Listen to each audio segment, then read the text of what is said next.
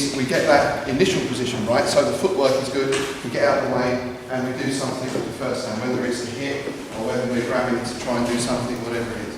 But then sometimes there's a problem because the other hand is kind of making a cup of tea, writing a letter, doing something else, and it's kind of down to you, and then it's time to work and it's sort of, oh right, yeah, so that's bring that one in.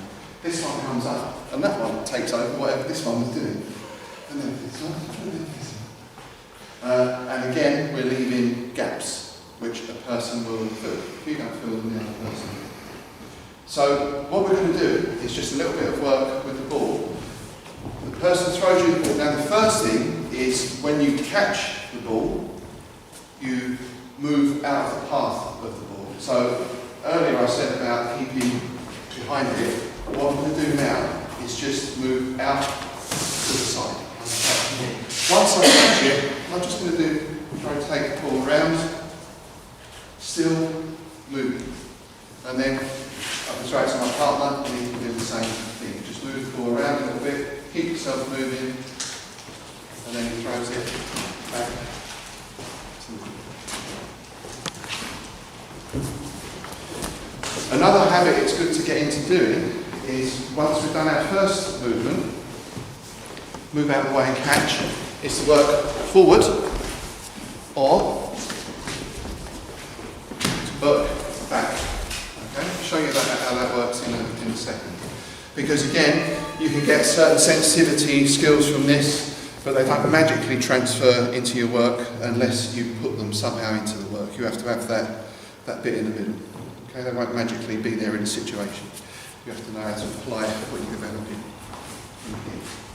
Okay, so that's the first one. Let's do that for a little bit and then So the point is the guy does something and I've got my first position. And like I said, I'm counting my change, I'm whatever. So then I've got to think, okay. And of course he's standing still. So it's easy.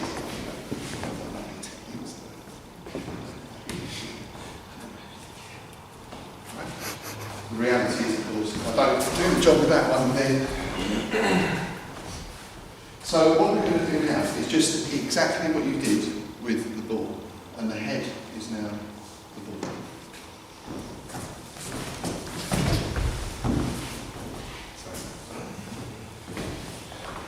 So, a couple of things. One, I move.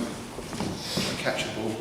I keep moving, because even if I just have my hands here and do nothing else, watch what happens if I step back.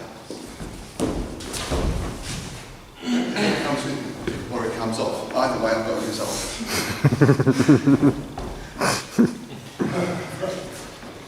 If I go forward, see what happens.